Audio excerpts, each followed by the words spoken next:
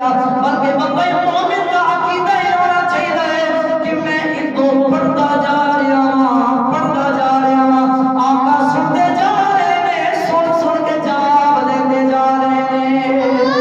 حضرت آقا ابو ہریرہ رضی اللہ تعالیٰ عنہ آپ ہماری حدیث پاک امام ابو داؤد نے اس حدیث پاک کو سنن ابی داؤد کے اندر نقل کیتا ہے۔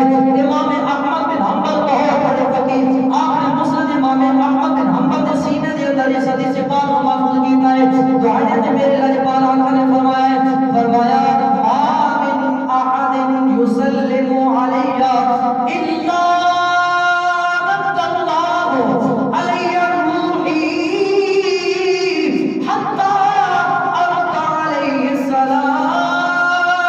فرمایا جب کوئی بندہ مجھ محمد نے درود پڑھنا ہے، فرمایا رب العالمین نے میرے جسم اطہر کے اندر میری روح اٹھا دیتی ہے۔ جب بندہ مومن درود پڑھتا ہے، سلام پڑھتا ہے، میں سلام سن کے جواب دیتا ہے۔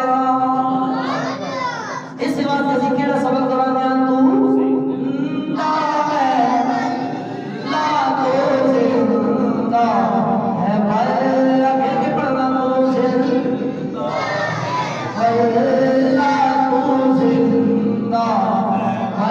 بڑی مانا خوزدی سے بات کی اختتام کر رہے ہیں۔ حضرت عبداللہ بن مسعود رضی اللہ عنہ آپ کو مریدی سے بات امام ابن سعد رحمت اللہ تعالیٰ علیہ نے طبقات الکبریٰ کے اندر نقل کیتا ہے۔ اس حدیث پاک کو جناب والا امام ابن کثیر نے البدایہ والنہایہ کے اندر نقل کیتا ہے۔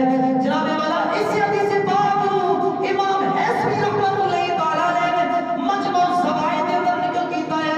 میرے آقا فرماتے ہیں حضرت عبداللہ بن مسعود رضی اللہ تعالیٰ عنہ آپ حدیث پاک دے راوی نے میرے آقا نے ارشاد فرمایا ہے، فرمایا